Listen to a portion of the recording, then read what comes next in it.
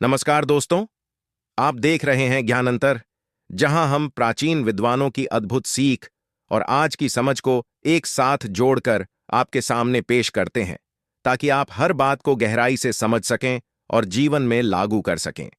आज हम लेकर आए हैं हकीम लुकमान की वो अनोखी हिकमत, जिसने सदियों से लोगों को अपनी सेहत, आदतों और जीवन शैली को समझने का आसान तरीका बताया है। हकीम लुकमान कहा करते थे कि जब इंसान अपने जिस्म के इशारों को पहचान लेता है, तो आधी बीमारियां अपने आप दूर हो जाती हैं। और इसी सोच के साथ वे बताते थे कि रात को बार बार पेशाब आने का क्या कारण होता है और इंसान इसे समझकर कैसे अपनी दिनचर्या को बेहतर बना सकता है। लुकमान कहते थे कि इंसान के जिस्म की सबसे बड़ी खासियत यह है कि वह किसी भी समस्या को अचानक नहीं पैदा करता। पहले संकेत देता है, फिर समझाता है और अंत में मजबूर करता है कि हम अपने व्यवहार और आदतों को बदलें। रात्रि में बार बार पेशाब लगना भी ऐसा ही संकेत है, जिसे समझना बहुत जरूरी है। वे कहते थे कि यह समस्या 5 मुख्य वजहों से पैदा होती है, और इनमें पहली वजह होती है गलत समय पर पानी पीना।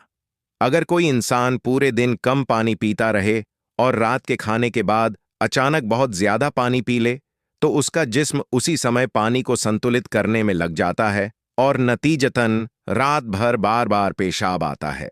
लुकमान इसे बदन की मजबूरी कहते थे, क्योंकि शरीर को अचानक आए हुए अतिरिक्त पानी को बाहर निकालना ही पड़ता है। दूसरी वजह वे बताते थे रात के खाने का प्रकार।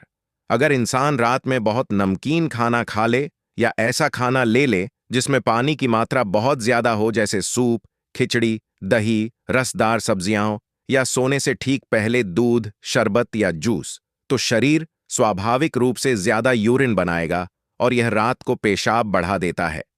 हकीम लुकमान कहते थे कि नमक जितना कम होगा, सुकून उतना ज्यादा होगा, क्योंकि नमक शरीर में पानी को रोकता भी है और निकालने के लिए शरीर को मेहनत भी करवाता है। तीसरी वजह होती है ठंड का असर।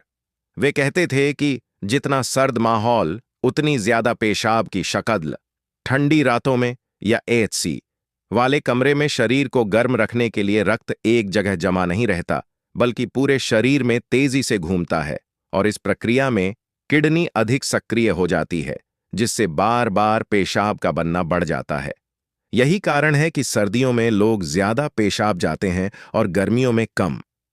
चौथी वजह वे बताते थे तनाव, चिंता और बेचैनी। हकीम लुकमान कहते थे कि जो दिल बेचैन होता है, वो बदन को चैन नहीं लेने देता। मानसिक तनाव से शरीर के मांसपेशियों में तनातनी बढ़ती है, जिससे ब्लैडर ज्यादा संवेदनशील हो जाता है और पेशाब की इच्छा जल्दी महसूस होती है, चाहे ब्लैडर भरा हो या नहीं।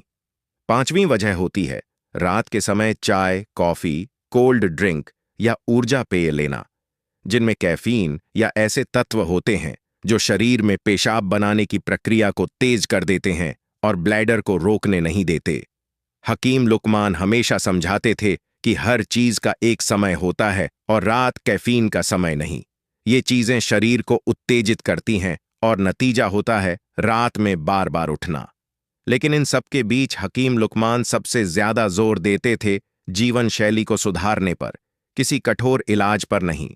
वे कहते थे कि रात में पेशाब कम करने का सबसे आसान तरीका है पानी को सही समय पर पीना, दिन में पर्याप्त पानी लेना और रात को सोने से 2-2.5 घंटे पहले ज्यादा पानी से बचना।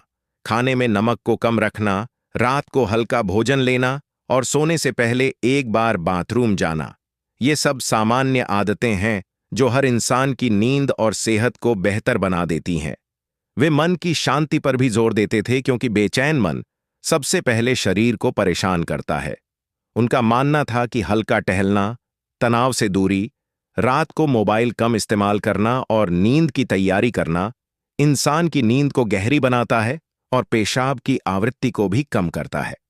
हकीम लुकमान की हिकमत सिर्फ बीमारी समझाने तक सीमित नहीं थी, उनका पूरा जोर जीवन को संतुलित रखने पर था।